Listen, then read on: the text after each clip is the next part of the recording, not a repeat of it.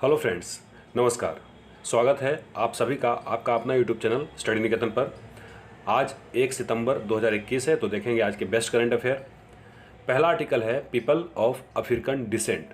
तो United Nation 31 अगस्त 2021 को प्रत्येक वर्ष मनाता है international day for people of African descent. तो अफ्रीकन डिसेंट मतलब कि ये अफ्रीका के वंशावली करके कुछ ऐसा, ठीक है। यूनाइटेड नेशन का ये मनाने का एम है to promote the extraordinary contribution of the African diaspora around the world and to eliminate all forms of discrimination against people of African descent. अगस्त का ये आखिरी डेट था, तो आप पूरा रिवीजन कर लीजिए। मैं डिस्क्रिप्शन बॉक्स में लिंक डाल दूंगा, मंथली वाइज भी और पूरा साल का भी इम्पॉर्टेंट डेज के वीडियो का। अगला आर्टिकल टोक्यो पैरालंपिक 2020 से है। तो मैं बता दूं आपको, सुमित अंतिल ने गोल्ड मेडल जीता है जी। तो इंडिया के लिए दूसरा गोल्ड है, ठीक है। और इन्होंने काहे में ये गोल्ड मेडल जीता है? जेवलिन थ्रो में F64 फाइनल इवेंट में इन्होंने गोल्ड मेडल जीता है जी। इन्होंने 68.55 मीटर का जेवलिन थ्रो किया था, ठीक है। 23 वर्ष के हैं सुमित और ये सोनीपत हरियाणा से बिलोंग करते हैं जी। ऑस्ट्रेलिया के माइकल सिल्वर मेडल जीते हैं, वहीं श्रीलंका के दुलान ब्रोंज मेडल जीते हैं जी, ठीक है। पैरालंपिक से रिलेटेड और भी हम क्वेश्चन देखेंगे आज। अगला आर्टिकल योगेश कथुनिया से है। तो इन्होंने डिस्क थ्रो में सिल्वर मेडल जीता है जी, ठीक है। जो कि टोक्यो ओलंपिक चल रहा है, वहाँ पर मेंस डिस्क थ्रो में इन्होंने सिल्वर मेडल जीता है। इनका इवेंट था F56 फाइनल इवेंट, ठीक है। योगेश ने क्लेम किया दूसरा स्थान और एक्चुअली ये ब्राज़ील के प्लेयर से हार गए थे, तो ब्राज़ील के प्लेयर संतोष ने गोल्ड मेडल जीता जी, ठीक है। चलिए अगले आर्टिकल की तरफ चलते हैं। अगला आर्टिकल देवेंद्र झाझरिया, इनको आप जानते हैं, ये भी जेवलिन थ्रो हैं और एक्चुअली ये 2 बार के गोल्ड मेडलिस्ट रहे हैं। हालांकि इस बार टोक्यो पैरालंपिक में इनको सिल्वर मेडल से संतुष्ट होना पड़ा, लेकिन कोई नहीं, सिल्वर मेडल बहुत बड़ा मेडल होता है जी। साथ ही सुंदर सिंह गुज्जर, वो भी इंडिया के ही हैं, उन्होंने ब्रॉन्ज मेडल हासिल किया है। तो ये दोनों मतलब सिल्वर भी और ब्रॉन्ज भी। और जेवलिन थ्रो में आपने देखा कि गोल्ड भी अपने पास आई है। तो अपने पास अब तक 10 मेडल आ गए हैं जी। हम उन मेडल के बारे में अभी बताएंगे, उससे पहले एक और आर्टिकल देख लेते हैं। रजनीश कुमार, आप इनको जानते होंगे, फोटो देख लीजिए, समझ में आ जाएगा आपको। बिल्कुल, ये फॉर्मर SBI के चेयर पर्सन रहे हैं जी, रजनीश कुमार। इनको अपॉइंट किया गया है Hong Kong and Shanghai bank corporation limited HSBC Asia entity on August 30, 2021, 30 तारीख को इनको किया गया है। अब मैं आपको बता देता हूं कि ये इनको और भी जगह audit commit and risk committee of the company के रूप में भी अपॉइंट किया गया है। HSBC का पूरा नाम मैंने बताया आपको। पीटर वोंग इसके CEO हैं, थॉमस सुथरलैंड इसके फाउंडर हैं जी। मार्च 1865 में इसकी स्थापना की गई थी। अब रजनीश कुमार जी के बारे में जान लीजिए। रजनीश कुमार SBI से रिटायर हुए हैं अभी अक्टूबर 2020 में, मतलब 1 साल नहीं हुआ अभी। 40 साल के कैरियर रहा इनका SBI में, मतलब 20 साल की उम्र में ये आ गए होंगे SBI में। इनको अभी डायरेक्टर हैं India light house communities foundation के, साथ ही लार्सन एंड टर्बो इन्फोटेक के भी। अगला आर्टिकल देखेंगे टोक्यो पैरालंपिक 2020 से, ये भी है जी। मरियप्पन थंगावेलु, मैंने इनके बारे में बताया था कि ये एक्चुअली फ्लैग बियरर होने वाले थे, लेकिन इनको ऐन मौके पे इनको हटा दिया गया था क्योंकि इनको कोविड पॉजिटिव पाए गए थे। तो इन्होंने जीता है G silver medal.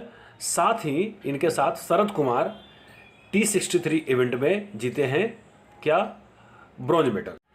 Men's 10 metre air pistol में शूटर हैं सिंहराज अधाना, उन्होंने ब्रॉन्ज मेडल जीता है जी। अब फटाफट रिवीजन करवा देते हैं आपके 10 जो मेडल मिला है। 10 मेडल में 2 गोल्ड मिला है, 5 सिल्वर और 3 ब्रॉन्ज मिला है जी। गोल्ड कौन कौन?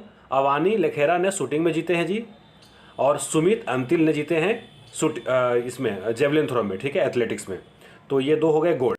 अब 5 सिल्वर देख लीजिए। बबीना पटेल टेबल टेनिस में, निषाद कुमार एथलेटिक्स में, योगेश कथुनिया एथलेटिक्स में, देवेंद्र झाझरिया एथलेटिक्स में और मयप्पन थंगावेलु इन्होंने भी एथलेटिक्स में जीते हैं जी। तो ये 5 हो गया सिल्वर, 2 गोल्ड 5 सिल्वर। अब ब्रॉन्ज की बात कर लेते हैं। 3 ब्रॉन्ज भी हम जीते हैं। सुंदर सिंह गुज्जर एथलेटिक्स में, सिंहराज अधाना शूटिंग में, और शरद कुमार एथलेटिक्स में। तो ये अब तक के आई होप हम लोग और अच्छे मेडल जीतेंगे, हम बताते रहेंगे आपको। फिलहाल हम 10 मेडल जीते हैं, तो आप इसका एक स्क्रीनशॉट ले लीजिए, ठीक है। चलिए थोड़ा ओलंपिक रिवीजन कर लेते हैं। 7 मेडल हमने जीता था, 1 गोल्ड, 2 सिल्वर और 4 ब्रॉन्ज जीते थे जी। टोटल 7 मेडल, और अब तक के ओलंपिक में 7 मेडल हमारा हाईएस्ट है। पिछले बार का 6 मेडल का रिकॉर्ड हमने तोड़ा है जी। चलिए अब आगे बढ़ जाते हैं। फ़ोनपे से रिलेटेड अगला आर्टिकल्स है। तो फ्लिपकार्ट का ये आपको पता है कि ये डिजिटल पेमेंट प्लेटफॉर्म है जो फ्लिपकार्ट इसका ऑनर है। तो इसको इंश्योरेंस ब्रोकिंग लाइसेंस मतलब इडाई ने दिया है जी। किसने? इडाई ने। इडाई का पूरा नाम insurance regulatory and development authority of India. अच्छा, इसका मतलब है कि ये डायरेक्ट ब्रोकिंग कर सकते हैं। फ़ोनपे अब डायरेक्ट ब्रोकिंग कर सकते हैं। फ़ोनपे के बारे में जानिए। फ़ोनपे के CEO हैं समीर निगम और बेंगलुरु में इसका हेडक्वार्टर है जी। आगे बढ़ते हैं, अगला आर्टिकल देखेंगे। अगला आर्टिकल है स्टुअर्ट बिन्नी से। तो आप जानते हो कि ये ऑलराउंडर क्रिकेटर रहे हैं और इन्होंने अपना रिटायरमेंट का घोषणा किया है 30 अगस्त को। तो आपको नाम और किस खेल से संबंधित है इनको पता होना चाहिए। इन्होंने अपने कैरियर में 6 टेस्ट, 14 ODI और 3 T20 मैच खेले हैं जी, ठीक है। टोटल रन इनको 459 रन बनाए हैं और 24 विकेट भी लिए हैं। ये पूर्व क्रिकेटर रोजर बिन्नी के बेटे हैं जो कि 1983 के वर्ल्ड कप में विनिंग स्क्वाड के हिस्सा थे जी। वैसे रोजर बिन्नी इंडियन टीम के सिलेक्टर भी रह चुके हैं।